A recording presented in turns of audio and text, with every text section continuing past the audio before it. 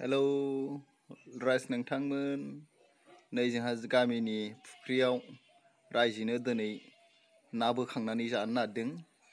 बेनिखायनो दिनै ना सारनो नागिरदों बा सारनायाव फैदों आं।